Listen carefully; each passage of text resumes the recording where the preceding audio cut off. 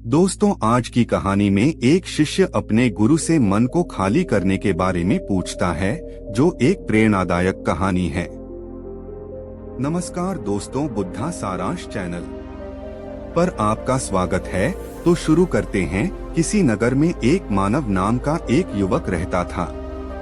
मानव का मन हर समय भटकता रहता। वह हर समय किसी न किसी के बारे में सोचता रहता और अपने वन के बारे में काल्पनिक भविष्यवाणी भी करता रहता, जैसे कि मेरे पास बहुत सारा धन आएगा, मैं उस धन से घर बनाऊंगा, मेरे घर में बहुत सारे नौकर होंगे। इसी प्रकार के बहुत सारे विचार उसके मन में चलते रहते। उसका मन कभी भी शांत नहीं रहता था और साथ ही साथ उसके मन में नकारात्मक विचार भी चलते रहते थे। उसके मन की बकबक कभी शांत नहीं होती थी। वह जब भी कुछ सोचकर करता तो कुछ अलग ही कर देता। कभी वह अपने अतीत के बारे में सोचकर पछताता था कि काश मैंने उस कार्य को कुछ ऐसा कर दिया होता, उस काम को वैसा कर दिया होता, या फिर वह अपने भविष्य के बारे में सोचता रहता और डरता रहता कि कहीं भविष्य में ऐसा हो गया तो क्या होगा, कहीं मैं असफल हो गया तो क्या होगा, अगर मुझसे कोई गलती हो गई तो लोग मेरा मजाक करना शुरू कर देंगे। और ऐसे ही कई सारे नकारात्मक और असफलता से भरे विचार उसके मन में आते रहते थे। मानव हमेशा ही अपने विचारों में खोया रहता। वह अपने विचारों से मुक्ति पाना चाहता था, विकास चाहता था कि उसके मन में कोई भी फालतू विचार कभी भी ना आए। लेकिन हर समय विचारों का सैलाब उसके मन में उठता ही रहता, इसीलिए जीवन में वह बहुत परेशान हो गया था। फिर एक दिन उसे किसी ने बताया कि यहाँ पास के ही जंगल में एक बौद्ध भिक्षु रहते हैं, उसके पास जाओ, वह तुम्हारा अत्यधिक विचारों की समस्या का समाधान अवश्य कर देंगे। यह सुनकर मानव तुरंत ही बौद्ध भिक्षु के पास चला जाता है और अपनी सारी समस्या उन्हें बताता है। बौद्ध भिक्षु भी मानव की बातों को बड़े ही ध्यान से सुन लेते हैं और उससे कहते हैं कि तुम मुझसे क्या जानना चाहते हो। यह सुनकर विकास कहता है, हे गुरुदेव, मैं अपने मन को शांत और खाली करना चाहता हूँ। मैं आपसे यह जानना चाहता हूँ कि मन को खाली और शांत कैसे करते हैं। मेरा मन हर वक्त विचारों से भरा रहता है। मेरा ध्यान एक जगह लग ही नहीं पाता है, जिसके कारण मेरे हर काम में समस्या आ जाती है। मैं एक कार्य करता हूँ तो नकारात्मक विचारों के कारण दूसरी कार्य पर पहुँच जाता हूँ। मेरा मन एक जगह ठहरता ही नहीं है और इसी प्रकार हर दिन मेरे मन में हजारों विचार चलते रहते हैं। और यह कब होता है, क्यों होता है, मुझे कुछ पता नहीं चलता। बहुत देर बाद मुझे एहसास होता है कि मैं क्या करने बैठा था और मैं क्या कर रहा हूँ। गुरुदेव, मैं अपने मन के विचारों को खाली कर देना चाहता हूँ। मैं चाहता हूँ कि मेरे मन में एक भी विचार न आए। जब मैं चाहूँ तभी मेरे मन में विचार आए। फिर बौद्ध भिक्षु ने कहा, किसी समस्या का समाधान तभी निकाला जा सकता है जब हम उस समस्या की जड़ तक पहुंच पाते हैं। आगे बौद्ध भिक्षु कहते हैं, जिस मन को तुम खाली करना चाहते हो, क्या तुमने उस मन को कभी भी थोड़ा बहुत भी समझा है या जाना है। यह सुनकर मानव ने कहा, गुरुवर, मैंने अपने मन को जानने की बहुत कोशिश की है, लेकिन मैं जितना इसके बारे मैं जानता हूँ, मेरा मन उतना ही रहस्यमय हो जाता है। फिर बौद्ध भिक्षु ने मानव को एक घड़ा देते हुए कहा कि जाओ, इस घड़े में छोटे छोटे पत्थर भर कर लेकर आओ। फिर मानव वहाँ से गया और छोटे छोटे पत्थर भर कर लेकर आया और उस घड़े को बौद्ध भिक्षु के पास रख दिया। फिर बौद्ध भिक्षु ने उसी वक्त से कहा कि इस घड़े को तुम अपना मन समझो और इस घड़े में भरे पत्थरों को अपने विचार समझो। अब इस घड़े में और पत्थर डालो। अब मानव ने घड़े में और पत्थर डालना शुरू किया, क्योंकि घड़ा पहले से भरा हुआ था। एक दो पत्थर डालने के बाद बाकी सारे पत्थर नीचे गिरने लगे। फिर बौद्ध भिक्षु ने उस मानव से कहा, रुको जरा, ध्यान से देखो। अब घड़े में पत्थर नहीं आ रहे हैं, बल्कि पत्थर नीचे गिर रहे हैं, क्योंकि यह एक घड़ा है जो इसमें आ सकता था, वह आ गया। अब इसमें और पत्थर नहीं आएंगे।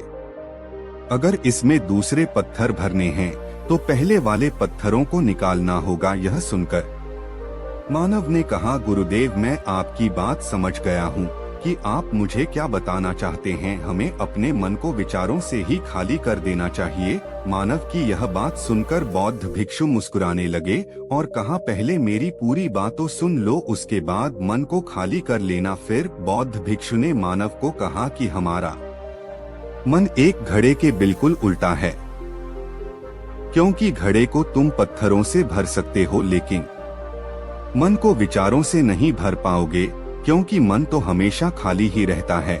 यह सुनकर मानव ने कहा, गुरुदेव मुझे आपकी बातें कुछ समझ नहीं आ रही है। मन अगर खाली रहता है तो फिर हम उसे खाली करना क्यों चाहते हैं? फिर मन को खाली करने की क्या ही आवश्यकता है? फिर बौद्ध भिक्षु ने उससे कहा कि इस घड़े से एक एक करके पूरे पत्थरों को बाहर निकालते रहो और ऐसा करते करते अंत तक घड़ा खाली हो गया। फिर बौद्ध भिक्षु ने मानव से कहा, देखा तुमने जब एक एक करके तुमने पत्थरों को बाहर निकाला तो यह घड़ा खाली हो गया। अब तुम इस घड़े में कोई भी पत्थर डाल सकते हो, दूसरे पत्थर डाल सकते हो या फिर उन्हीं पत्थरों को दोबारा डाल सकते हो, आधा भर सकते हो या फिर पूरा भी भर सकते हो। फिर मानव कहता है, गुरुदेव मैं यह अपने मन को खाली कैसे करूं? फिर बौद्ध भिक्षु ने कहा, इस घड़े में एक पत्थर डालो और दो पत्थर निकालो। यह सुनकर मानव ने कहा, गुरुदेव यह कैसे हो सकता है? जब इस घड़े में एक पत्थर होगा तो एक ही पत्थर निकलेगा, दो कैसे निकलेंगे? बौद्ध भिक्षु मुस्कुराए और बोले, ऐसा नहीं हो सकता है तो ऐसा ही करो कि इस घड़े में दो पत्थर डालो और चार निकालो। मानव ने कहा, गुरुवर ऐसा कैसे हो सकता है? यह कोई चमत्कारिक घड़ा तो है नहीं कि एक डालो तो दो निकल आएंगे, दो डालो तो चार निकल आएंगे। यह सुनकर बुद्धभिक्षु ने कहा, यह घड़ा तो चमत्कारिक नहीं है, लेकिन तुम्हारा मन तो चमत्कारिक है। उसमें से अगर तुम एक विचार बाहर निकालते हो तो उसके साथ दो विचार आते हैं, और जब तुम उन दो विचारों को पकड़ते हो तो उसके साथ चार विचार निकल लते और फिर मनुष्य विचारों के जाल में उलझ जाता है। फिर उस युवक ने कहा, गुरुदेव मैं आपकी बात समझ रहा हूँ, लेकिन क्या मैं हमेशा अपने विचारों के जाल में ही फंसा रहूंगा? क्या मन के इस माया जाल से निकलने का कोई रास्ता नहीं है? बुद्ध भिक्षु ने कहा, इस मिट्टी के घड़े में आधे पत्थर बढ़ा दो। फिर उसी वक्त ने ऐसा ही किया। अब गुरु ने कहा, अब इन पत्थरों में से कोई एक पत्थर चुन और उस पत्थर की एक छोटी सी मूर्ति बनाकर मुझे दे दो। मैं जानता हूँ कि तुम एक अच्छे कलाकार हो। मानव ने एक पत्थर निकाला और उसने देखा कि पत्थर बहुत बारीक है। उसने दूसरा पत्थर निकला, वह पत्थर बहुत छोटा था। अब मानव ने तीसरा पत्थर निकाला, लेकिन वह तीसरा पत्थर भी उसे पसंद नहीं आया। उसका रंग अच्छा नहीं था। ऐसा करते करते मानव ने सारे ही पत्थरों को बाहर निकाल दिया। मानव को ऐसा करते हुए वह भिक्षु बड़े ही ध्यान से देखते। अब बौद्ध भिक्षु ने मानव से कहा, भंते तुमने जो पहला पत्थर निकला था, अब यह मनो कि यह अकेला पत्थर है तुम्हारे पास, इसके अलावा तुम्हारे पास कोई दूसरा पत्थर नहीं है। अब मानव ने पत्थर से इसे मूर्ति बनानी शुरू की और कुछ ही समय बाद एक बहुत सुंदर मूर्ति बनाई और बौद्ध भिक्षु को भेंट की। और बौद्ध भिक्षु से कहा, गुरुदेव इस पत्थर से इतनी सुंदर मूर्ति बन सकती थी, मैं यह सोच भी नहीं सकता था। मानव की बात सुनकर बौद्ध भिक्षु ने कहा कि जब तुम्हारे पास और कोई दूसरा विकल्प नहीं होता है, तब हम उस विकल्प में ही संपूर्ण ऊर्जा लगाते हैं और उसी को सबसे बेहतर बनाते हैं। लेकिन जब हमारे पास कई सारे विकल्प होते हैं तो हम पत्थर चुनते भी नहीं और मूर्ति बनती भी नहीं। हमारा मन भी एक विचार के पीछे हजारों विकल्प खोल कर रख देता है और फिर हम इस हजारों विचार में उलझ कर रह जाते हैं। अब मानव को सब समझ आ रहा था। अब मानव ने कहा, गुरुदेव, मैं आपकी बातों को बहुत अच्छे से समझ गया हूँ, लेकिन अब मुझे क्या करना चाहिए? कृपया आप मेरा मार्गदर्शन करें। बौद्ध भिक्षु ने मानव से कहा कि मन को खाली करना या फिर साफ करना या 1-2 दिन का काम नहीं है, यह बहुत लंबी प्रक्रिया है।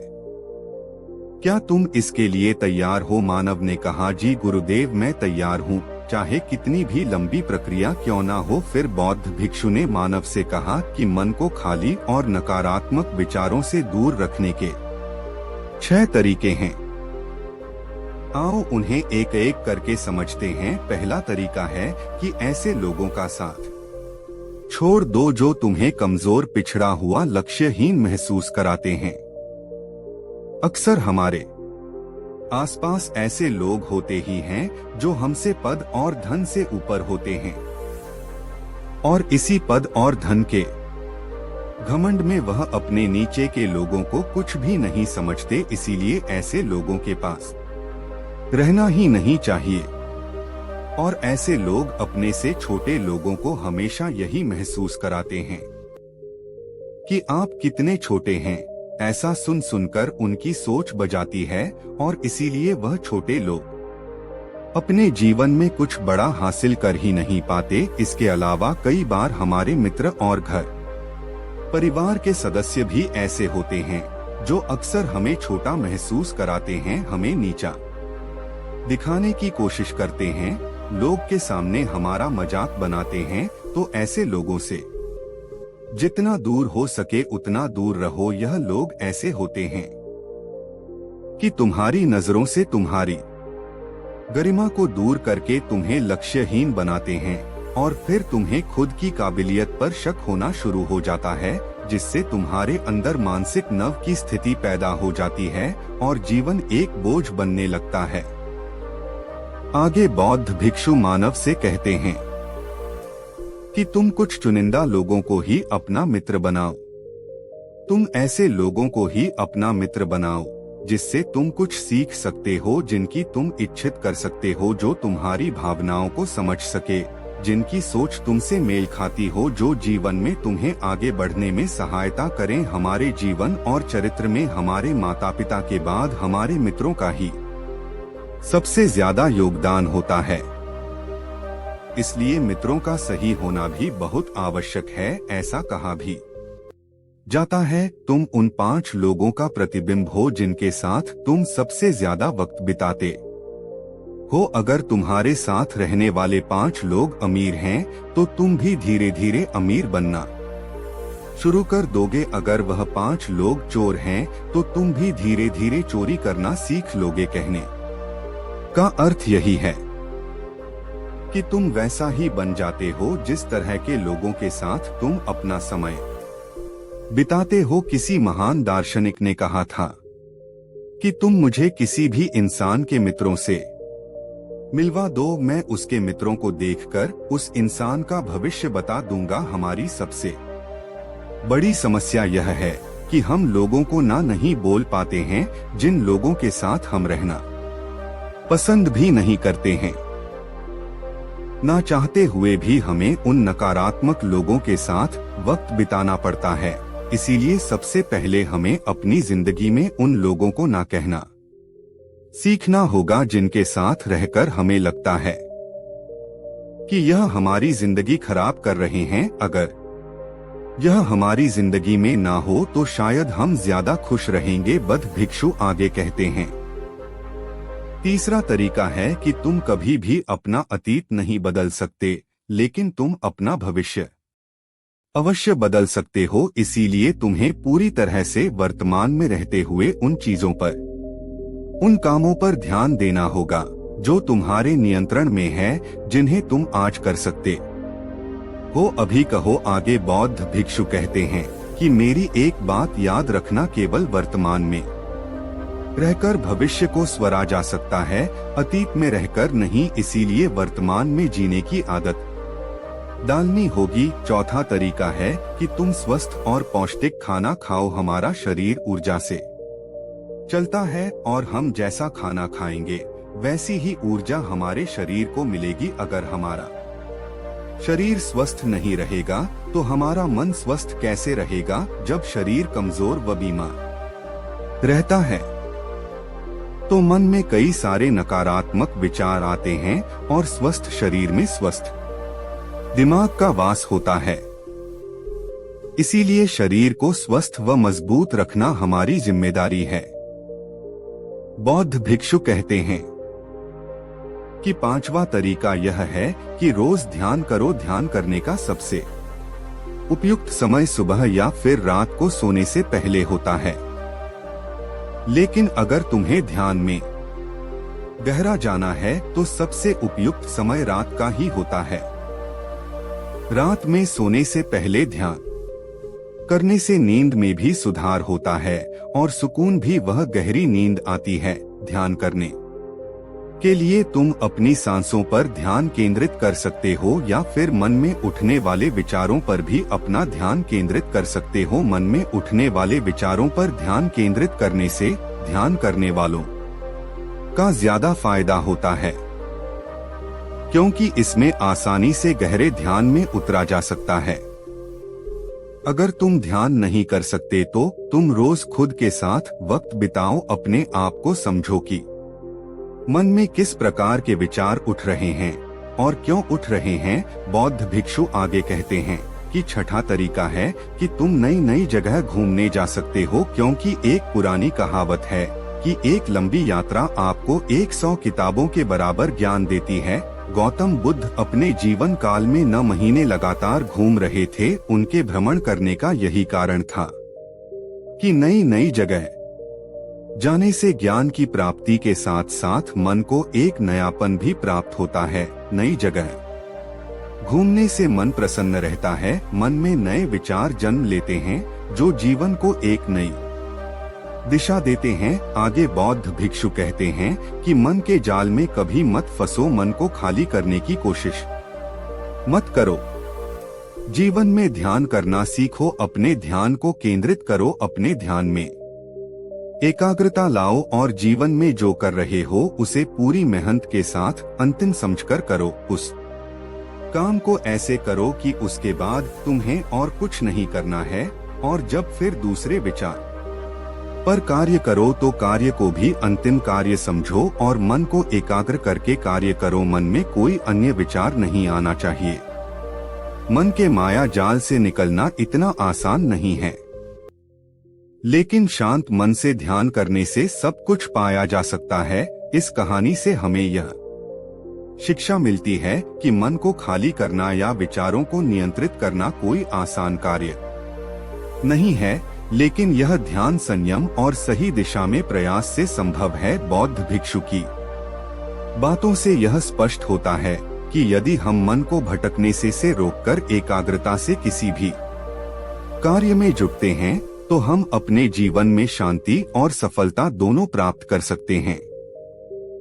इसलिए हमें अपने विचारों पर नियंत्रण रखते हुए वर्तमान में जीने की कला सीखनी चाहिए और हर काम को पूरी मेहनत और एकाग्रता के साथ करना चाहिए। नमस्कार दोस्तों, आज हम फिर महात्मा बुद्ध की एक ऐसी कहानी लाए हैं जो आपको वर्तमान में जीना सिखाएगी और आपके जीवन को एक नई दिशा देगी। नमस्कार दोस्तों, बुद्धा सारांश चैनल पर आपका स्वागत है।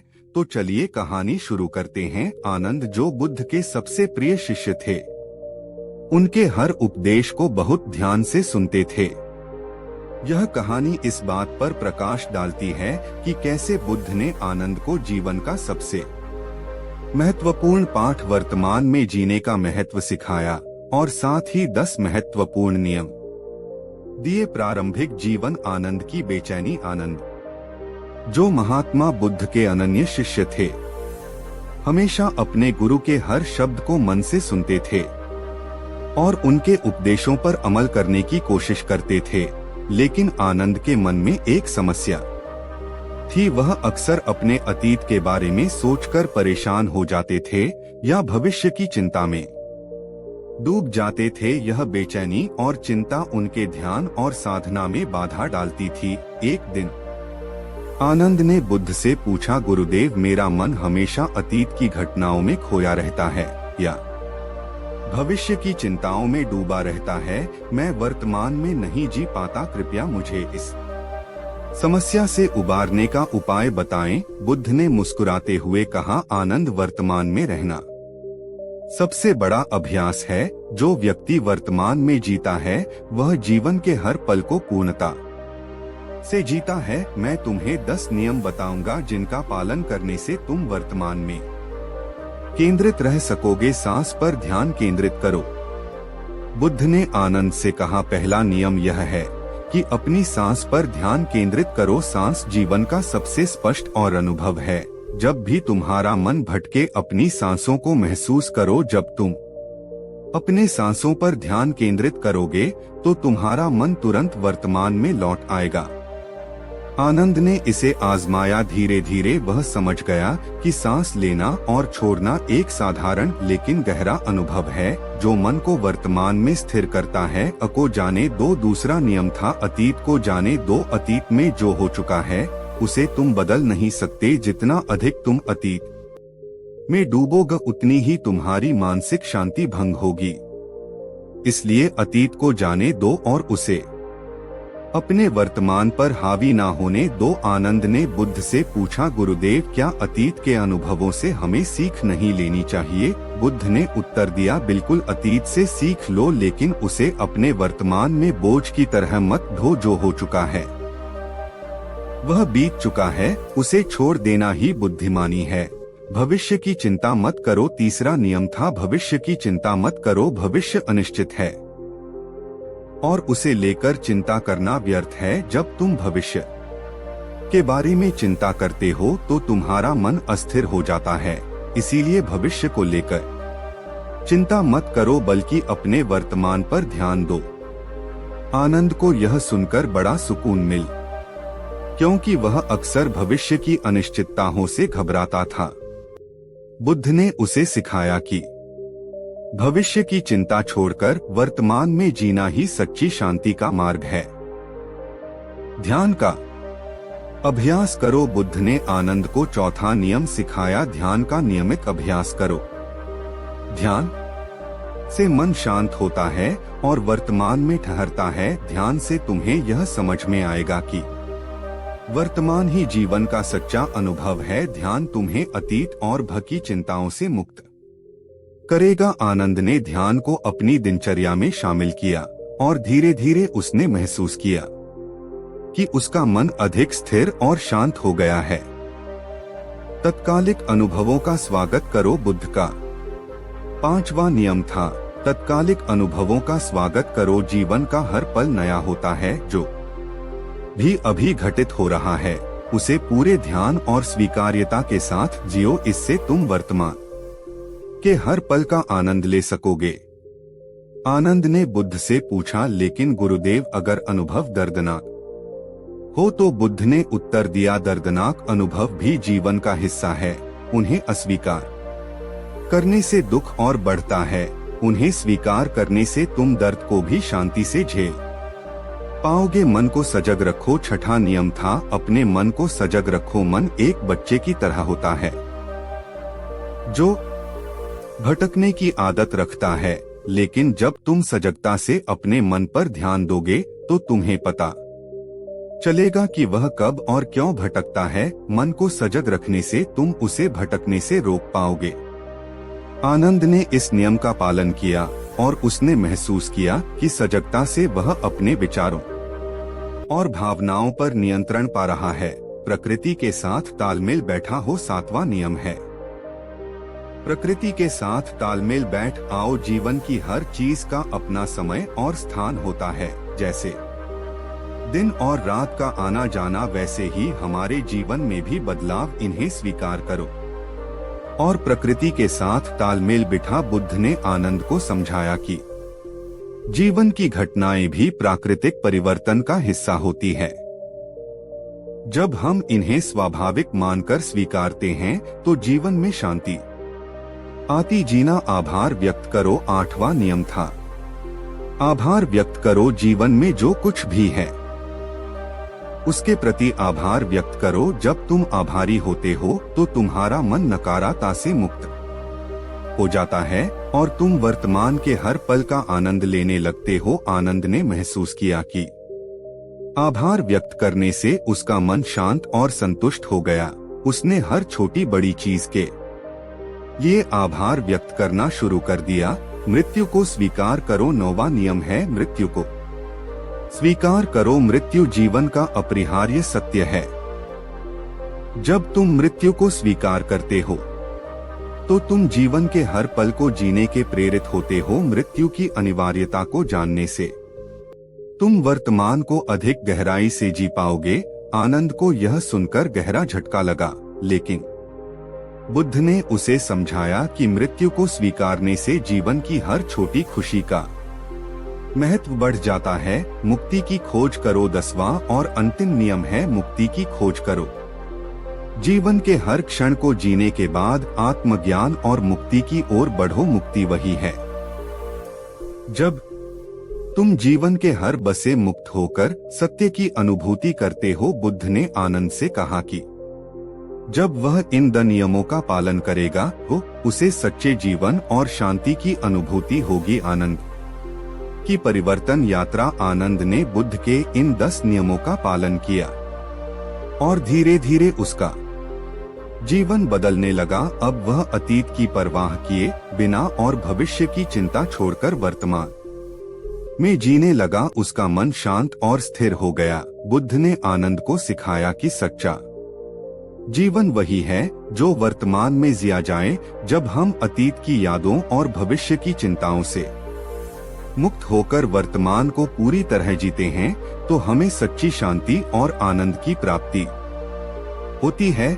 निष्कर्ष, महात्मा बुद्ध और आनंद के इस संवाद से हमें यह सीख मिलती है कि वर्तमान में जीना ही सच्चा जीवन है। जब हम अपने मन को नियंत्रित कर वर्तमान पर ध्यान केंद्रित करते हैं तो हम जीवन के हर पल को उस संपूर्णता में अनुभव कर सकते हैं। बुद्ध के यह 10 नियम हमें सिखाते हैं कि शांति और आनंद कहीं बाहर नहीं बल्कि हमारे भीतर है और इसे पाने का एकमात्र रास्ता वर्तमान में जीना। हमें उम्मीद है कि आपको यह कहानी पसंद आई होगी और आपने इससे कुछ अच्छा सीखा होगा। अपने सुझाव हमें कमेंट बॉक्स में दीजिए। दोस्तों, आज की कहानी एक सत्य घटना पर आधारित है। यह कहानी हमको सिखाती है कि संघर्ष ही हमारे भविष्य का निर्माता है। नमस्कार दोस्तों, बुद्धा सारांश चैनल पर आपका स्वागत है। तो शुरू करते हैं। मानव जिसने अभी पढ़ना भी शुरू नहीं किया था, लेकिन उसका पढ़ने का बहुत मन करता था।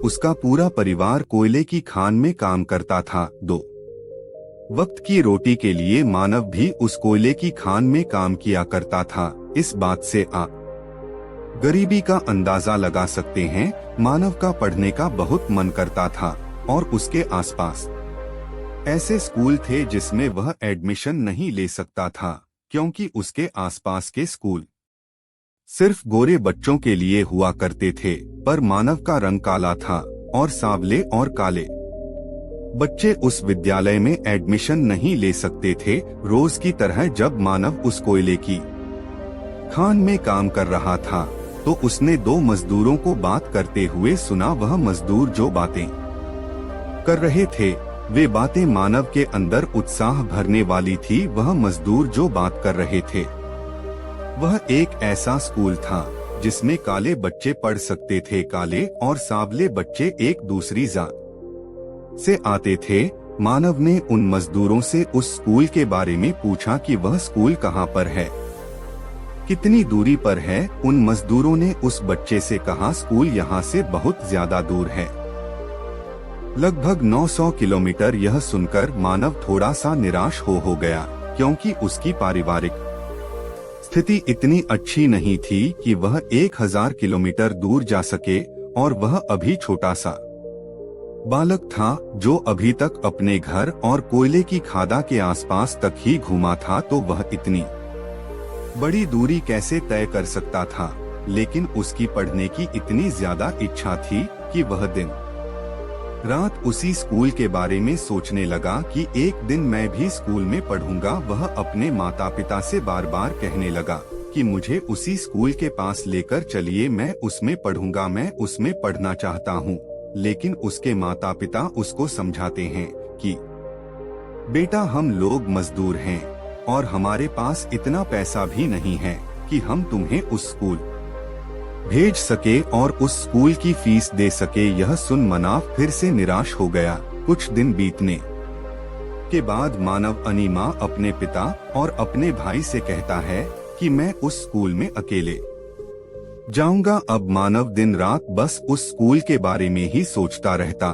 कुछ समय बीतने के साथ मानव अब थोड़ा बड़ा हो चुका था, लेकिन उसके घर वाले उसको अनुमति नहीं दे रहे थे। इसी बीच उसकी मां की तबीयत बहुत ज्यादा खराब हो गई, लेकिन मानव ने उस स्कूल में जाने की ठान ली थी कि मुझे उस स्कूल में अपना नाम लिखवाना है और वहां पढ़ना है। अब मानव अपनी मां से मिला और स्कूल में जाने के लिए अपना घर छोड़कर चल दिया, क्योंकि उसे पता था कि जब मैं यहाँ पढ़कर लौटकर आऊंगा तो शायद माँ को दोबारा देख ना सकूं, क्योंकि उसकी माँ की तबीयत काफी ज्यादा खराब हो चुकी थी, क्योंकि मानव को काफी दूर जाना था। तो मानव दूसरे लोगों से लिफ्ट मांगता हुआ चलता रहा। दिन और रात चलने के बाद वह थककर हताश हो गया, क्योंकि अब उसके पास खाने के पैसे भी नहीं थे और कोई फ्री में खाना भी नहीं खिला सकता था। वह फुटपाथ के बगल में सो गया। जब वह सुबह उठा तो उसने देखा कि वह फुटपाथ पर ही सोया है और उसे बहुत तेजी से भूख भी लगी हुई थी। तो उसने दुकान में काम करने के बारे में सोचा, क्योंकि जब वह काम करता तो ही उसे कुछ पैसे मिल और उन पैसों से तभी वह कुछ खाना खा सकता था। उसने दुकानदार से बात की। उस दुकानदार ने काम करने के लिए हाँ कर दिया। वह उस दुकानदार के यहाँ 5 से 6 दिन काम किया। अब उसके पास थोड़े रुपए हो चुके थे, जिसकी सहायता से वह स्कूल तक आराम से पहुँच सकता था। अगले दिन वह अपने स्कूल की तरफ चल दिया। वह मोटर गाड़ी का सहारा लेते हुए अपने स्कूल तक पहुँच गया, लेकिन वह लड़का जब अपने स्कूल में पहुँचा तो उसकी हालत और दशा काफी दयनीय हो चुकी थी। इस हालत में सब उसे एक नौकर ही समझ रहे थे। अब मानव स्कूल की प्रिंसिपल से मिला और उनसे कहा, मुझको इस स्कूल में एडमिशन लेना है। प्रिंसिपल ने उस लड़के की हालत को देखते हुए उससे बोली कि तुम मेरा यह कमरा साफ कर दो। इतना कहकर प्रिंसिपल वहां से चली गई। मानव ने सोचा, शायद यही मेरा टेस्ट है। यदि मैं इसको अच्छे से पास कर गया तो मेरा एडमिशन यहाँ पर हो सकता है। अब मानव ने एक कपड़ा और एक झाड़ू लिया और उस कम को इतने अच्छे से साफ किया कि वह कमरा चमकने लगा। जब स्कूल की प्रिंसिपल ने अपना रुमाल निकालकर फर्श पर रगड़ा तो एक भी धूल का कण उसके रुमाल में नहीं लगा। उसने मानव की इस कार्य कुशलता को देखकर मानव का एडमिशन उस स्कूल में कर लिया। मैं आपको बता दूं, यहाँ पर मानव एक काल्पनिक नाम है, क्योंकि यह एक सच्ची घटना है।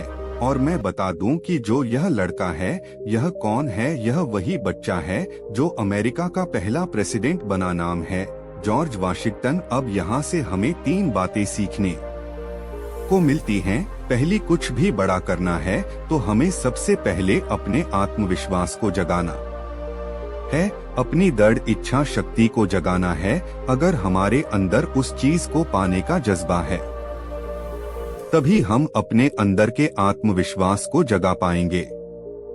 जैसा कि जॉर्ज वाशिंगटन ने किया, वह अपने जज्बे और जुनून की मदद से ही 900 किलोमीटर की दूरी पैदल चल सके। यह अपने लक्ष्य को प्राप्त करने का एक पागलपन ही है जो हर उस व्यक्ति में देखने को मिलता है जिसको सफलता पानी है। दूसरी बात जो उनसे सीखने लायक है वो यह है, त्याग की भावना। कोई भी सफलता, कामयाबी हमें आसानी से नहीं मिल जाती है। वे सफलताएं, वे कामयाबी हमसे त्याग मांगती हैं। छोटी सी उम्र में जॉर्ज वाशिंगटन ने अपनी मां, घर परिवार सबको छोड़ करके पढ़ाई के लिए 900 किलोमीटर दूर जाने को तैयार हो गए।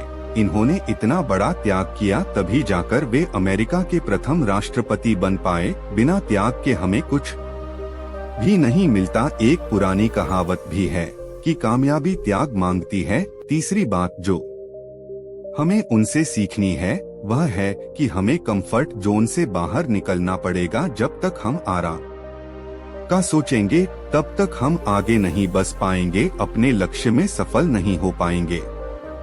कंफर्ट जोन एक कैद की तरह होता है जो हमें हमेशा बांधे रखता है और हमें निकलने भी नहीं देता। उस कंफर्ट जोन में आपको बहुत अच्छा लगेगा, लेकिन अच्छा लगने के साथ साथ आप कभी भी जिंदगी में आगे नहीं बढ़ पाएंगे जब तक आप अपने कंफर्ट जोन को तोड़ करके आगे नहीं बढ़ेंगे।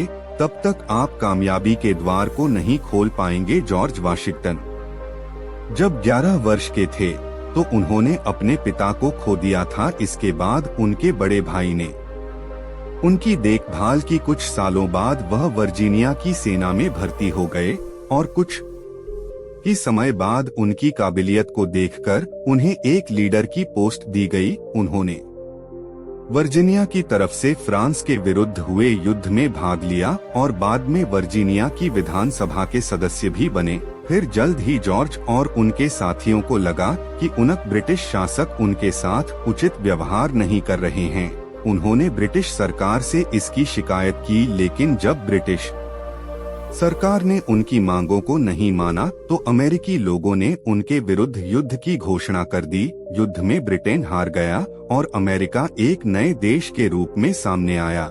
युद्ध का नेतृत्व करने के कारण जॉर्ज वाशिंगटन को अमेरिका का पहला राष्ट्रपति नियुक्त किया गया। दोस्तों, अगर हमारा मन खाली हो जाए तो हम उसमें कुछ ऐसी चीज डाल सकते हैं, कुछ ऐसे विचार डाल सकते हैं जिससे हम अपनी मन की बकबक को शांत कर सकते हैं और हमारा मन हमारे अनुसार कार्य करे। हमारे मन में जो विचारों का सैलाब चलता रहता है उसे हम शांत कर सकते हैं, और अगर एक बार हमारा मन शांत हो जाए तो फिर हम मन से जो चाहे वह करवा सकते हैं। दोस्तों, आज की कहानी में एक शिष्य अपने गुरु से मन को खाली करने के बारे में पूछता है, जो एक प्रेरणादायक कहानी है। नमस्कार दोस्तों, बुद्धा सारांश चैनल पर आपका स्वागत है। तो शुरू करते हैं। किसी नगर में एक मानव नाम का एक युवक रहता था। मानव का मन हर समय भटकता रहता। वह हर समय किसी न किसी के बारे में सोचता रहता और अपने जीवन के बारे में काल्पनिक भविष्यवाणी भी करता रहता, जैसे कि मेरे पास बहुत सारा धन आएगा, मैं उस धन से एक घर बनाऊंगा, मेरे घर में बहुत सारे नौकर होंगे। इसी प्रकार के बहुत सारे विचार उसके मन में चलते रहते। उसका मन कभी भी शांत नहीं रहता था और साथ ही साथ उसके मन में नकारात्मक विचार भी चलते रहते थे। उसके मन की बकबक कभी शांत नहीं होती थी। वह जब भी कुछ सोचकर करता तो कुछ अलग ही कर देता।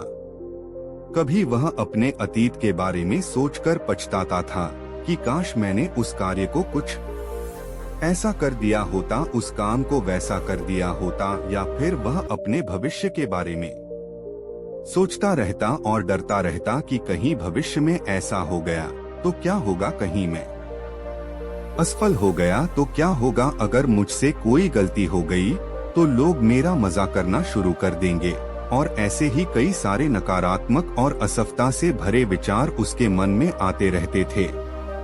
मानव हमेशा ही अपने विचारों में खोया रहता।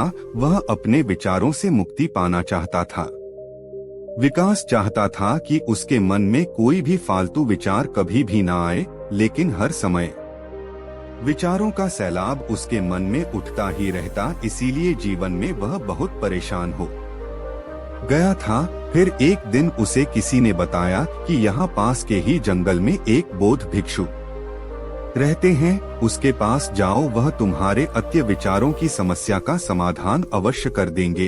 यह सुनकर मानव तुरंत ही बौद्ध भिक्षु के पास चला जाता है और अपनी सारी समस्या उन्हें बताता है। बौद्ध भिक्षु भी मानव की बातों को बड़े ही ध्यान से सुन लेते हैं और उससे कहते हैं कि तुम मुझसे क्या जानना चाहते हो। यह सुनकर विकास कहता है, हे गुरुदेव, मैं अपने मन को शांत और खाली करना चाहता हूँ। मैं आपसे यह जानना चाहता हूँ कि मन को खाली और शांत कैसे करते हैं। मेरा मन हर वक्त विचारों से भरा रहता है, मेरा ध्यान एक जगह लग ही नहीं पाता है, जिसके कारण मेरे हर काम में समस्या आ जाती है। मैं एक कार्य करता हूँ तो नकारात्मक विचारों के कारण दूसरी कार्य पर पहुँच जाता हूँ। मेरा मन एक जगह ठहरता ही नहीं है और इसी प्रकार हर दिन मेरे मन में हजारों विचार चलते रहते हैं। और यह कब होता है, क्यों होता है, मुझे कुछ पता नहीं चलता। बहुत देर बाद मुझे एहसास होता है कि मैं क्या कर बैठा था और मैं क्या कर रहा हूँ। गुरुदेव, मैं अपने मन के विचारों को खाली कर देना चाहता हूँ। मैं चाहता हूँ कि मेरे मन में एक भी विचार न आए। जब मैं चाहूँ तभी मेरे मन में विचार आए। फिर बौद्ध भिक्षु ने कहा, किसी समस्या का समाधान तभी निकाला जा सकता है जब हम उस समस्या की जड़ तक पहुँच पाते हैं। आगे बौद्ध भिक्षु कहते हैं, जिस मन को तुम खाली करना चाहते हो, क्या तुमने उस मन को कभी भी थोड़ा बहुत भी समझा है, जाना है? यह सुनकर मानव ने कहा, गुरुवर, मैंने अपने मन को जानने की बहुत कोशिश की है, लेकिन मैं जितना इसके बारे में जानता हूँ, मेरा मन उतना ही रहस्यमय हो जाता है। फिर बौद्ध भिक्षु ने मानव को एक घड़ा देते हुए कहा कि जाओ, इस घड़े में छोटे छोटे पत्थर भर कर लेकर आओ। फिर मानव वहां से गया और छोटे छोटे पत्थर भर कर लेकर आया और उस घड़े को बौद्ध भिक्षु के पास रख दिया। फिर बौद्ध भिक्षु ने उस वक्त से कहा कि इस घड़े को तुम अपना मन समझो और इस घड़े में भरे पत्थरों को अपने विचार समझो। अब इस घड़े में और पत्थर डालो। अब मानव ने घड़े में और पत्थर डालना शुरू किया।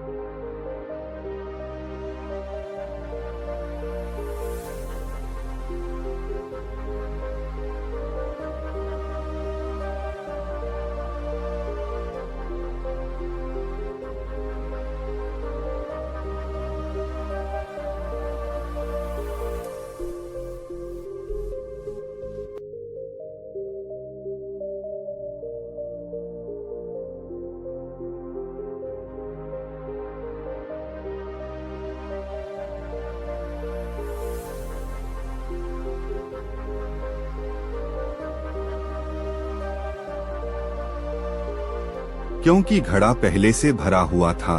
एक दो पत्थर डालने के बाद बाकी सारे पत्थर नीचे गिरने लगे। फिर बौद्ध भिक्षु ने उस मानव से कहा, रुको जरा, ध्यान से देखो। अब घड़े में पत्थर नहीं आ रहे हैं, बल्कि पत्थर नीचे गिर रहे हैं, क्योंकि यह एक घड़ा है जो इसमें आ सकता था वह आ गया। अब इसमें और पत्थर नहीं आएंगे।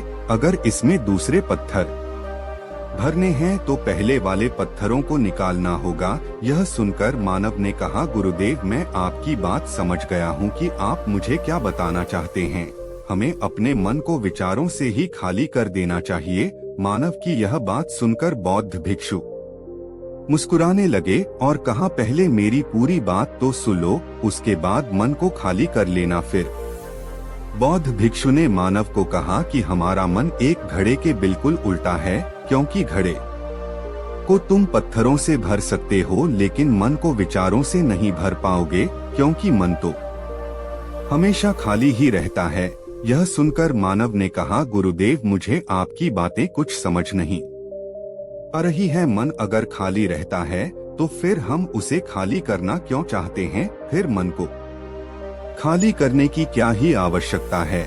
फिर बौद्ध भिक्षु ने उससे कहा कि इस घड़े से एक एक करके पूरे पत्थरों को बाहर निकालते रहो और ऐसा करते करते अंत तक घड़ा खाली हो गया। फिर बौद्ध भिक्षु ने मानव से कहा, देखा तुमने, जब एक एक करके तुमने पत्थरों को बाहर निकाला तो यह घड़ा खाली हो गया। अब तुम इस घड़े में कोई भी पत्थर डाल सकते हो, दूसरे पत्थर डाल सकते हो, या फिर उन्हीं पत्थरों को दोबारा डाल सकते हो, आधा भर सकते हो या फिर पूरा भी भर सकते हो। फिर मानव कहता है, गुरुदेव, मैं यह अपने मन को खाली कैसे करूं? फिर बौद्ध भिक्षु ने कहा, इस घड़े में एक पत्थर डालो और दो पत्थर निकालो। यह सुनकर मानव ने कहा, गुरुदेव, यह कैसे हो सकता है? जब इस घड़े में एक पत्थर होगा तो एक ही पत्थर निकलेगा, दो कैसे निकलेंगे? बौद्ध भिक्षु मुस्कुराए और बोले, ऐसा नहीं हो सकता है, तो ऐसा ही करो कि इस घड़े में दो पत्थर डालो और चार निकालो। मानव ने कहा, गुरुवर, ऐसा कैसे हो सकता है? यह कोई चमत्कारिक घड़ा तो है नहीं कि एक डालो तो दो निकल आएंगे, दो डालो तो चार निकल आएंगे। यह सुनकर बुद्ध भिक्षु ने कहा, यह घड़ा तो चमत्कारिक नहीं है, लेकिन तुम्हारा मन तो चमत्कारिक है। उसमें से अगर तुम एक विचार बाहर निकालते हो तो उसके साथ दो विचार आते हैं, और जब तुम उन दो विचारों को पकड़ते हो तो उसके साथ चार विचार निकलते हैं, और फिर मनुष्य विचारों के जाल में उलझ जाता है। फिर उसी वक्त ने कहा, गुरुदेव, मैं आपकी बात समझ रहा हूँ, लेकिन क्या मैं हमेशा अपने विचारों के जाल में ही फंसा रहूंगा? क्या मन के इस माया जाल से निकलने का कोई रास्ता नहीं है? बौद्ध भिक्षु ने कहा, इस मिट्टी के घड़े में आधे पत्थर बढ़ा दो। फिर उसी वक्त ने ऐसा ही किया। अब गुरु ने कहा, अब इन पत्थरों में से कोई एक पत्थर चुनो और पत्थर की एक छोटी सी मूर्ति बनाकर मुझे दे दो। मैं जानता हूँ कि तुम एक अच्छे कलाकार हो। मानव ने एक पत्थर निकाला और उसने देखा कि पत्थर बहुत बारीक है। उसने दूसरा पत्थर निकला, वह पत्थर बहुत छोटा था। अब मानव ने तीसरा पत्थर निकाला, लेकिन वह तीसरा पत्थर भी उसे पसंद नहीं आया। उसका रंग अच्छा नहीं था। ऐसा करते करते मानव ने सारे ही पत्थरों को बाहर निकाल दिया। मानव को ऐसा करते हुए बौद्ध भी बड़े ही ध्यान से देखते। अब बौद्ध भिक्षु ने मानव से कहा, भंते, तुमने जो पहला पत्थर निकला था, अब यह मनो कि यह अकेला पत्थर है तुम्हारे पास, इसके अलावा तुम्हारे पास कोई दूसरा पत्थर नहीं है। अब मानव ने पत्थर से इसे मूर्ति बनानी शुरू की और कुछ ही समय बाद एक बहुत सुंदर मूर्ति बनाई और बौद्ध भिक्षु को भेंट की। और बौद्ध भिक्षु से कहा, गुरुदेव, इस पत्थर से इतनी सुंदर मूर्ति बन सकती थी, मैं यह सोच भी नहीं सकता था। मानव की बात सुनकर बौद्ध भिक्षु ने कहा कि जब तुम्हारे पास और कोई दूसरा विकल्प नहीं होता है, तब हम उस विकल्प में ही संपूर्ण ऊर्जा लगाते हैं और उसी को सबसे बेहतर बनाते हैं। लेकिन जब हमारे पास कई सारे विकल्प होते हैं तो हम पत्थर चुनते भी नहीं और मूर्ति बनती भी नहीं। हमारा मन भी एक विचार के पीछे हजारों विकल्प खोल कर रख देता है और फिर हम इस हजारों विचारों में बचकर रह जाते हैं। अब मानव को सब समझ आ रहा था। अब मानव ने कहा, गुरुदेव, मैं आपकी बातों को बहुत अच्छे से समझ गया हूँ, लेकिन अब मुझे क्या करना चाहिए? कृपया आप मेरा मार्गदर्शन करें। बौद्ध भिक्षु ने मानव से कहा कि मन को खाली करना या फिर साफ करना या 1-2 दिन का काम नहीं है, यह बहुत लंबी प्रक्रिया है। क्या तुम इसके लिए तैयार हो? मानव ने कहा, जी गुरुदेव, मैं तैयार हूँ, चाहे कितनी भी लंबी प्रक्रिया क्यों ना हो। फिर बौद्ध भिक्षु ने मानव से कहा कि मन को खाली और नकारात्मक विचारों से दूर रखने के 6 तरीके हैं। आओ उन्हें एक एक करके समझते हैं। पहला तरीका है कि ऐसे लोगों का साथ छोड़ दो जो तुम्हें कमजोर, पिछड़ा हुआ, लक्ष्यहीन महसूस कराते हैं। अक्सर हमारे आसपास ऐसे लोग होते ही हैं जो हमसे पद और धन से ऊपर होते हैं, और इसी पद और धन के घमंड में वह अपने नीचे के लोगों को कुछ भी नहीं समझते। इसीलिए ऐसे लोगों के पास रहना ही नहीं चाहिए। और ऐसे लोग अपने से छोटे लोगों को हमेशा यही महसूस कराते हैं कि आप कितने छोटे हैं। ऐसा सुन सुनकर उनकी सोच बजाती है, और इसीलिए वह छोटे लोग अपने जीवन में कुछ बड़ा हासिल कर ही नहीं पाते। इसके अलावा कई बार हमारे मित्र और घर परिवार के सदस्य भी ऐसे होते हैं जो अक्सर हमें छोटा महसूस कराते हैं, हमें नीचा दिखाने की कोशिश करते हैं, लोगों के सामने हमारा मजाक बनाते हैं। तो ऐसे लोगों से जितना दूर हो सके उतना दूर रहो। यह लोग ऐसे होते हैं कि तुम्हारी नजरों से तुम्हारी गरिमा को दूर करके तुम्हें लक्ष्यहीन बनाते हैं, और फिर तुम्हें खुद की काबिलियत पर शक होना शुरू हो जाता है, जिससे तुम्हारे अंदर मानसिक तनाव की स्थिति पैदा हो जाती है और जीवन एक बोझ बनने लगता है।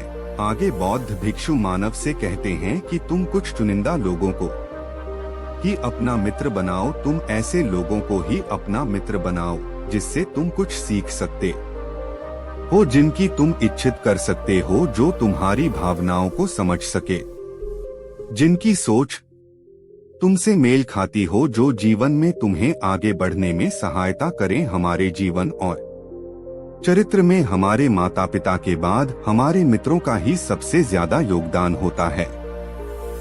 इसलिए मित्रों का सही होना भी बहुत आवश्यक है। ऐसा कहा भी जाता है, तुम उन 5 लोगों का प्रतिबिंब हो जी जिनके साथ तुम सबसे ज्यादा वक्त बिताते हो। अगर तुम्हारे साथ रहने वाले 5 लोग अमीर हैं, तो तुम भी धीरे धीरे अमीर बनना शुरू कर दोगे। अगर वह 5 लोग चोर हैं, तो तुम भी धीरे धीरे चोरी करना सीख लोगे। कहने का अर्थ यही है कि तुम वैसा ही बन जाते हो जिस तरह के लोगों के साथ तुम अपना समय बिताते हो। किसी महान दार्शनिक ने कहा था कि तुम मुझे किसी भी इंसान के मित्रों से मिलवा दो, मैं उसके मित्रों को देखकर उस इंसान का भविष्य बता दूं।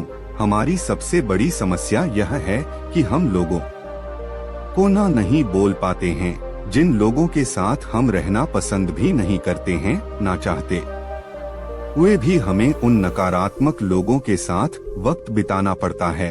इसीलिए सबसे पहले हमें अपनी जिंदगी में उन लोगों को ना कहना सीखना होगा जिनके साथ रहकर हमें लगता है कि यह हमारी जिंदगी खराब कर रहे हैं। अगर यह हमारी जिंदगी में ना हो तो शायद हम ज्यादा खुश रहेंगे। बौद्ध भिक्षु आगे कहते हैं, तीसरा तरीका है कि तुम कभी भी अपना अतीत नहीं बदल सकते, लेकिन तुम अपना भविष्य अवश्य बदल सकते हो। इसीलिए तुम्हें पूरी तरह से वर्तमान में रहते हुए उन चीजों पर, उन कामों पर ध्यान देना होगा जो तुम्हारे नियंत्रण में है, जिन्हें तुम आज कर सकते हो, अभी कहो। आगे बौद्ध भिक्षु कहते हैं कि मेरी एक बात याद रखना, केवल वर्तमान में रहकर भविष्य को स्वरा जा सकता है, अतीत में रहकर नहीं। इसीलिए वर्तमान में जीने की आदत डालनी होगी। चौथा तरीका है कि तुम स्वस्थ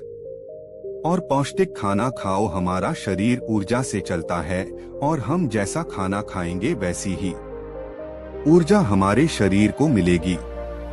अगर हमारा शरीर स्वस्थ नहीं रहेगा तो हमारा मन स्वस्थ कैसे रहेगा। जब शरीर कमजोर व बीमार रहता है तो मन में कई सारे नकारात्मक विचार आते हैं और स्वस्थ शरीर में स्वस्थ दिमाग का वास होता है। इसीलिए शरीर को स्वस्थ व मजबूत रखना हमारी जिम्मेदारी है। बौद्ध भिक्षु कहते हैं कि 5वां तरीका यह है कि रोज ध्यान करो। ध्यान करने का सबसे उपयुक्त समय सुबह या फिर रात को सोने से पहले होता है, लेकिन अगर तुम्हें ध्यान में गहरा जाना है तो सबसे उपयुक्त समय रात का ही होता है। रात में सोने से पहले ध्यान करने से नींद में भी सुधार होता है और सुकून भी व गहरी नींद आती है। ध्यान करने के लिए तुम अपनी सांसों पर ध्यान केंद्रित कर सकते हो या फिर मन में उठने वाले विचारों पर भी अपना ध्यान केंद्रित कर सकते हो। मन में उठने वाले विचारों पर ध्यान केंद्रित करने से ध्यान करने वालों का ज्यादा फायदा होता है, क्योंकि इसमें आसानी से गहरे ध्यान में उतरा जा सकता है। अगर तुम ध्यान नहीं कर सकते तो तुम रोज खुद के साथ वक्त बिताओ। अपने आप को समझो कि मन में किस प्रकार के विचार उठ रहे हैं और क्यों उठ रहे हैं। बौद्ध भिक्षु आगे कहते हैं कि 6वां तरीका है कि तुम नई नई जगह घूमने जा सकते हो, क्योंकि एक पुरानी कहावत है कि एक लंबी यात्रा आपको 100 किताबों के बराबर ज्ञान देती है। गौतम बुद्ध अपने जीवन काल में 9 महीने लगातार घूम रहे थे। उनके भ्रमण करने का यही कारण था कि नई नई जगह जाने से ज्ञान की प्राप्ति के साथ साथ मन को एक नयापन भी प्राप्त होता है। नई जगह घूमने से मन प्रसन्न रहता है। मन में नए विचार जन्म लेते हैं जो जीवन को एक नई दिशा देते हैं। आगे बौद्ध भिक्षु कहते हैं कि मन के जाल में कभी मत फंसो। मन को खाली करने की कोशिश मत करो। जीवन में ध्यान करना सीखो। अपने ध्यान को केंद्रित करो। अपने ध्यान में एकाग्रता लाओ और जीवन में जो कर रहे हो उसे पूरी मेहनत के साथ अंतिम समझकर करो। उस काम को ऐसे करो कि उसके बाद तुम्हें और कुछ नहीं करना है। और जब फिर दूसरे विचार पर कार्य करो तो कार्य को भी अंतिम कार्य समझो और मन को एकाग्र करके कार्य करो। मन में कोई अन्य विचार नहीं आना चाहिए। मन के माया जाल से निकलना इतना आसान नहीं है, लेकिन शांत मन से ध्यान करने से सब कुछ पाया जा सकता है। इस कहानी से हमें यह शिक्षा मिलती है कि मन को खाली करना या विचारों को नियंत्रित करना कोई आसान कार्य नहीं है, लेकिन यह ध्यान, संयम और सही दिशा में प्रयास से संभव है। बौद्ध भिक्षु की बातों से यह स्पष्ट होता है कि यदि हम मन को भटकने से रोककर एकाग्रता से किसी भी कार्य में जुटते हैं तो हम अपने जीवन में शांति और सफलता दोनों प्राप्त कर सकते हैं। इसलिए हमें अपने विचारों पर नियंत्रण रखते हुए वर्तमान में जीने की कला सीखनी चाहिए और हर काम को पूरी मेहनत और एकाग्रता के साथ करना चाहिए। गौतम बुद्ध के अनुसार मौन रहने की शक्ति इतनी ज्यादा होती है कि यह आपकी सारी चिंता, आपकी सारी परेशानी और आपके सारे तनाव को खत्म कर सकती है और आपको एक ऐसा मनुष्य बना देगी जो अत्यधिक प्रभावशाली और प्रशांत रहे। एक बार एक वन में गौतम बुद्ध अपने आश्रम में सभी शिष्यों को शिक्षा दे रहे थे कि मनुष्य अपने शब्दों से किसी को भी अपना मित्र बना सकता है और किसी को भी अपना शत्रु बना सकता है, और दुनिया के सबसे खतरनाक हथियार हमारे शब्द है जो बिना किसी का खून बहाए लोगों को अंदर ही अंदर मार सकते हैं।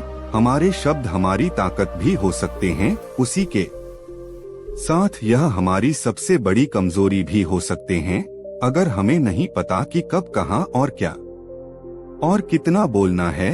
यदि हम सही समय पर सही इरादे के साथ सही शब्दों का प्रयोग करते हैं तो यह हमें एक सफल व्यक्ति बना सकते हैं, लेकिन अगर हम सही समय पर सही इरादे से सही शब्दों का इस्तेमाल नहीं करते हैं तो यह हमारे जीवन को नर्क से बदतर बना सकते हैं।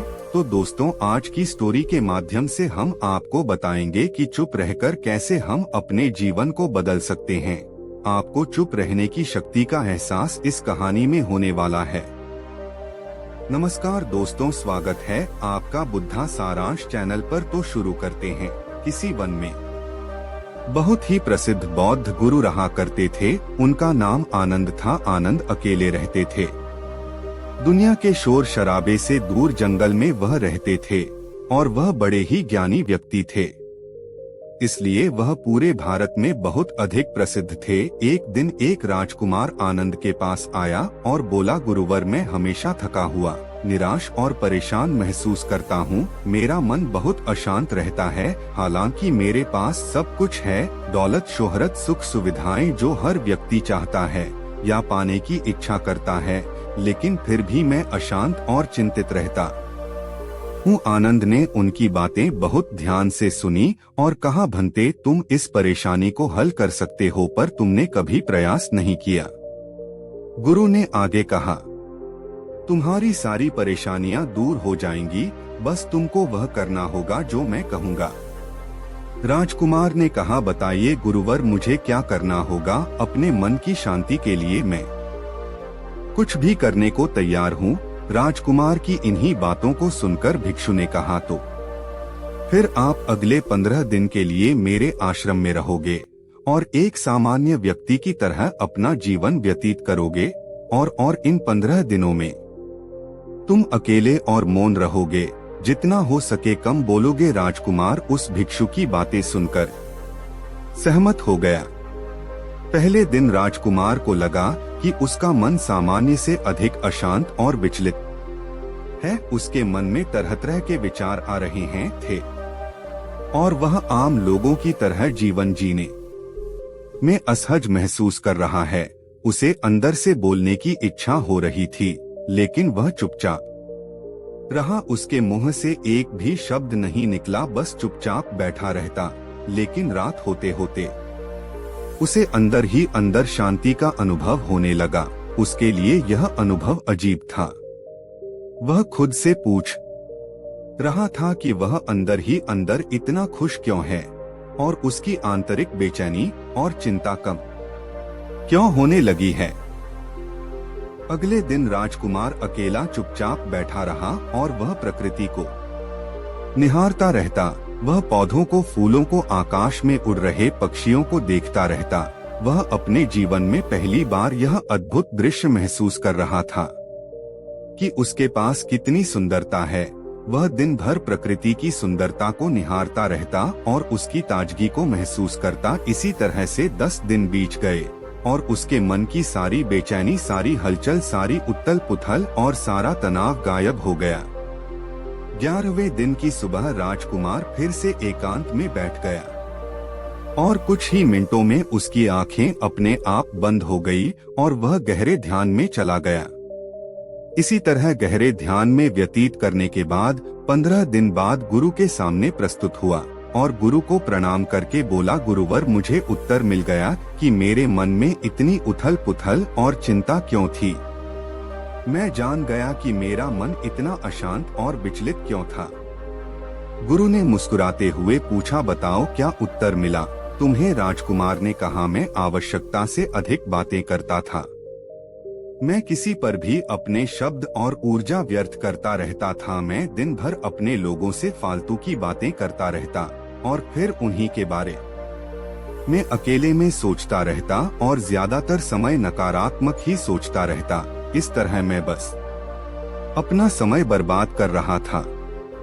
ज्यादा बोलने और नकारात्मक सोचने की वजह से मेरा मन अशांत और बेचैन हो गया था और इसी वजह से मैं किसी भी काम को ठीक से नहीं कर पा रहा था, जिसकी वजह से मैं हर काम में असफल होने लगा और फिर इन्हीं लगातार मिलने वाली असफलताओं की वजह से ही मैं और भी उदास और चिंतित रहने लगा। इन्हीं सभी चीजों की वजह से मेरा जीवन नष्ट हो रहा था। लेकिन यहाँ पर बिताए हुए 15 दिन मेरे लिए पूरी तरह से अलग थे।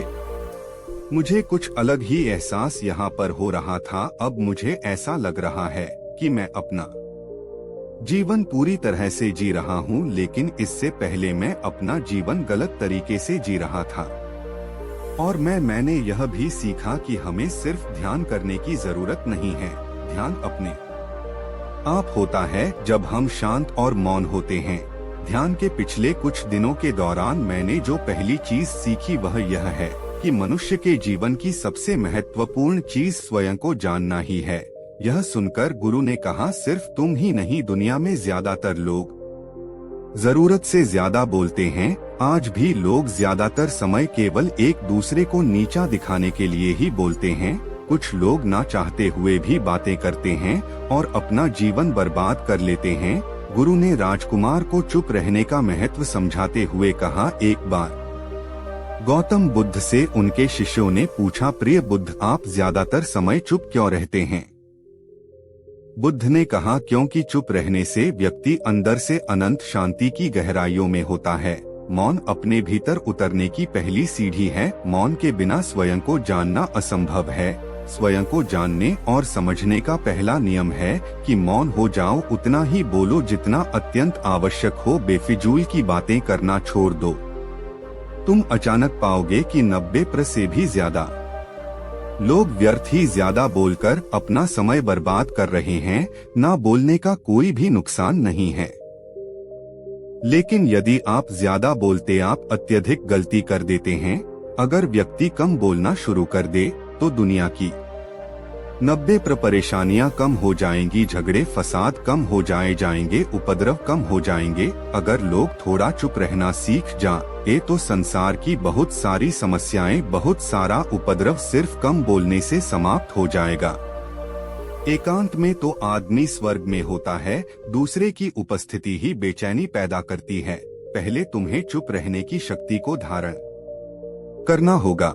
इससे तुम अधिकतर ऊर्जा को बचा सकते हो और फिर इस स्थिति में पहुंच जाओगे कि तुम कम बोलने लगोगे। अगर तुम किसी के यहाँ पर जा रहे हो और परेशान हो जाओ तो ऐसे में उचित है कि आंखें बंद कर लो और अपने में खो जाओ। वहां से आपको ताजगी महसूस होगी, क्योंकि तुम्हारे अंदर ही जीवन छिपा हुआ है, वह किसी दूसरे में नहीं है। इसके बाद राजकुमार उस गुरु से पूछते हैं, गुरुवर, आखिर कौन हमें अपने अंदर तक लेकर जाएगा?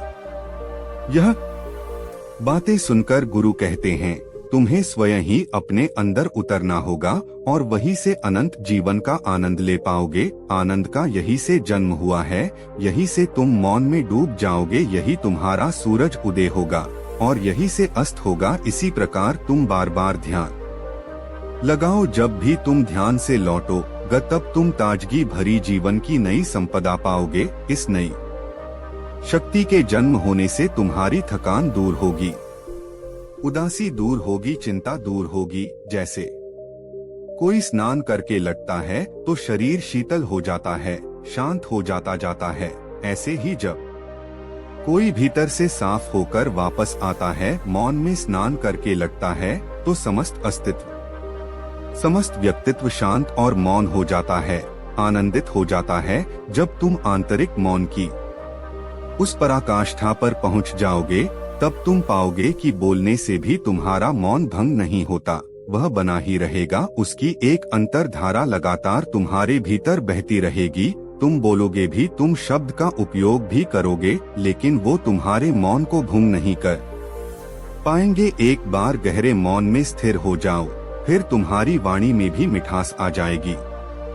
तुम्हारा बोलना संगीत पूर्ण होगा, तुम्हारा बोलना सत्य होगा। तुम बोलोगे तो दूसरों पर भी शीतलता छा जाएगी। जैसे ही तुम अंदर से चुप होते हो, तुम इतने शक्तिशाली होने लगते हो कि समाज की निर्भरता तुम छोड़ने लगते हो और तुम्हारे जीवन में एक मस्ती आती है। तुम्हारे चेहरे पर एक नई रौनक आ जाती है, तुम्हारी आंखें किसी अमृत के समान हो जाती हैं और तुम अनंत शांति के समुद्र में डूबने लगते हो। इतना कहकर भिक्षु आनंद ने अपनी बात खत्म की और वह मौन में चले गए। राजकुमार उनका धन्यवाद करके अपने महल में चला गया। दोस्तों, आपने भी अनुभव किया होगा कि बहुत ज्यादा बात करने से दिमाग अशांत हो जाता है, जिससे हम अपने दिमाग पर नियंत्रण खो देते हैं और साथ ही अपना ध्यान भी खो देते हैं। जो लोग बहुत ज्यादा बोलते हैं उनके पास किसी एक काम पर ध्यान केंद्रित करने की काबिलियत नहीं होती। वह अपने किसी भी लक्ष्य पर पूरी तरह से ध्यान केंद्रित नहीं कर पाते। अगर हमारा दिमाग एक जगह केंद्रित नहीं है तो हम जीवन की सच्चाई नहीं समझ पाते और ना ही मनचाही सफलता कभी हासिल कर पाएंगे। इसके अलावा भी आपने देखा होगा कि जो लोग अधिक बोलते हैं अक्सर वह लोग दूसरों की हंसी का पात्र बन जाते हैं और ऐसे लोगों का दिमाग स्थिर और विचलित रहता है, शोर से भरा रहता है और एक अशांत दिमाग वाला व्यक्ति जीवन में किसी भी चीज में सफल नहीं हो पाता, क्योंकि वह किसी भी काम में फोकस नहीं कर पाता। यदि किसी व्यक्ति को यह पता है कि उसे कब कहाँ और क्या बोलना है तो वह व्यक्ति सच में बहुत बुद्धिमान है और ऐसा व्यक्ति जहाँ भी जाता है उसका व्यक्तित्व आकर्षण का केंद्र बन जाता है और वह जो कुछ भी करता है उसमें सफल अवश्य होता है। अगर हम किसी महान और सफल व्यक्ति के व्यक्तित्व को गहराई से देखें तो पाएंगे कि वह कम बोलते हैं और कम से कम शब्दों में अपनी बात खत्म कर देते हैं। वह बोलने से पहले वह चीजों और जिसके बारे में उसे बोलना है उनके बारे में गहराई से सोचते हैं। लेकिन जो लोग बहुत ज्यादा बोलते हैं बहुत बार वह झूठ भी बोल देते हैं और अपनी बातों से दूसरों के मन और विचारों पर कचरा डालते रहते हैं। वह ज्यादातर समय दूसरों की बुराई करते रहते हैं, इसलिए उनके अपने भी उनसे नफरत करने लगते हैं और उनसे बचने की कोशिश करते रहते हैं। इस कहानी से हम सीख सकते हैं कि मौन रहने की शक्ति कितनी गहरी और प्रभावशाली होती है। ज्यादा बोलने से न केवल हम अपनी ऊर्जा व्यर्थ करते हैं बल्कि अपने मन को भी अशांत और बेचैन बना लेते हैं। गौतम बुद्ध और आनंद की शिक्षा से यह स्पष्ट होता है कि कम बोलना, शांत रहना और आत्मसंयम हमें जीवन में सच्ची शांति और संतोष प्राप्त करने में मदद करता है। इसलिए हमें अपने शब्दों का चयन सावधानी पूर्वक करना चाहिए और जरूरत से ज्यादा नहीं बोलना चाहिए, क्योंकि मौन ही वह माध्यम है जो हमें अपनी आंतरिक गहराई और सच्चे आनंद तक ले जाता है। उम्मीद है आपने यह कहानी से कुछ सीखा होगा। अपने सुझाव हमें कमेंट बॉक्स में जरूर दीजिए और ऐसी ही कहानियाँ सुनने के लिए हमारे बुद्धा सारांश चैनल को सब्सक्राइब करें। धन्यवाद।